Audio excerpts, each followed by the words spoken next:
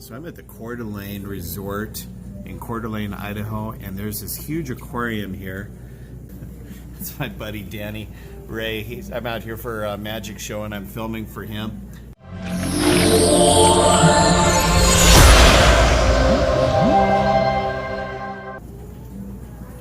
Were you able to identify that fish? Yeah, I've identified that.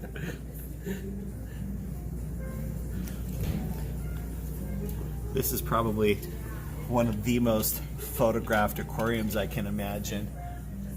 Check out this butterfly here. Is that not amazing?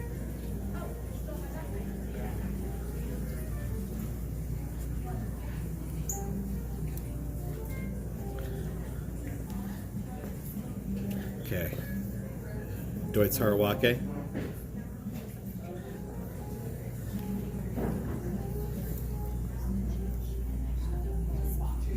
Oh, look at that shishui back there.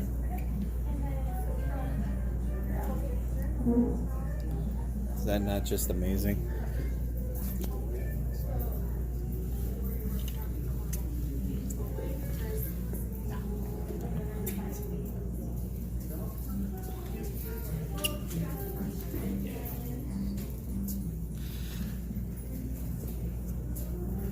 To give you an idea of the size,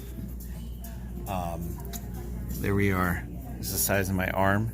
This one here is very easily, I'd say he's about 18 inches, 20 inches. Well, maybe from mouth to tail, 22. Have a look at this little fella.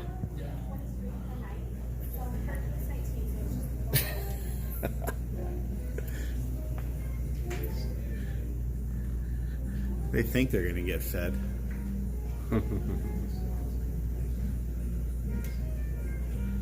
These guys are hams.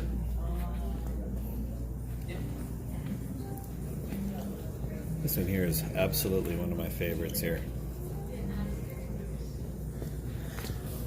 The Doitsu means that there's no scales on the side. It's German for lack of scales. As you can see, we have this really nice row of scales here, but here we have none. The shishui is more of this scaled pattern that we have here on this butterfly fish. What I don't understand is why he's just chilling at the bottom. I'm kind of looking for any kind of stress on him, and I really don't see any. You can see his tail. There's no red in his tail, so there's no water parameters. There's no issues with the water parameters here. Maybe the water temperature is cool, but I'm not really thinking about that because we're inside. This is also a really great opportunity because of the size of this aquarium. You get to see the fish from different perspectives that you normally don't get a chance to see. Now this is really interesting here. See these barbels right over here? These little things here coming off the mouths? This fish is doing exactly what he's designed to do by nature. Watch this, he's gonna spit a rock out here in just a second. There he goes, he just spat it out. So what these guys will do is they will scavenge the bottom for food, eat the algae off the rocks, and this is exactly how they do things in nature. So in our industry, there we go. In our industry, we have a lot of people that argue back and forth over whether or not a pond should be a rock bottom pond or a clear, just a plain old liner.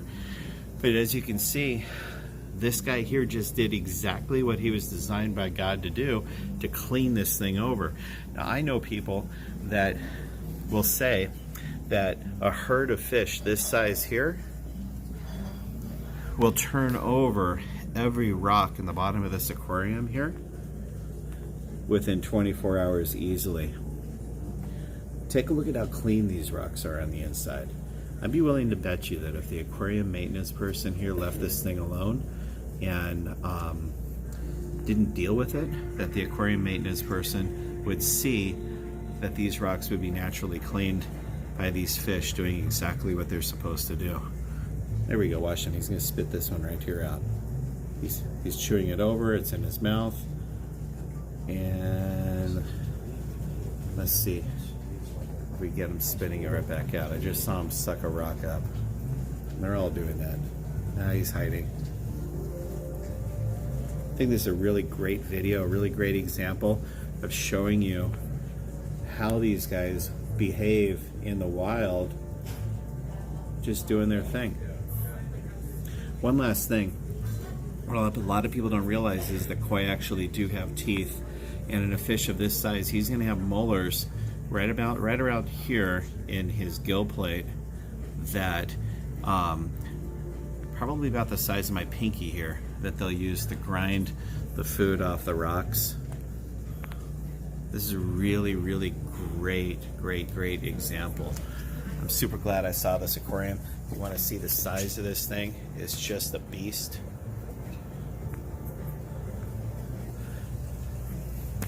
So if you like my videos, if you like what you see, if you like the adventures I take you on, please be sure to like, comment, subscribe to my YouTube channel. Right up here, there's a little button that you can click on, and you can subscribe really easily. I'm Carl with Columbia Water Gardens, and I'm here to remind you that barbels on the sides of koi's faces matter. Happy ponding.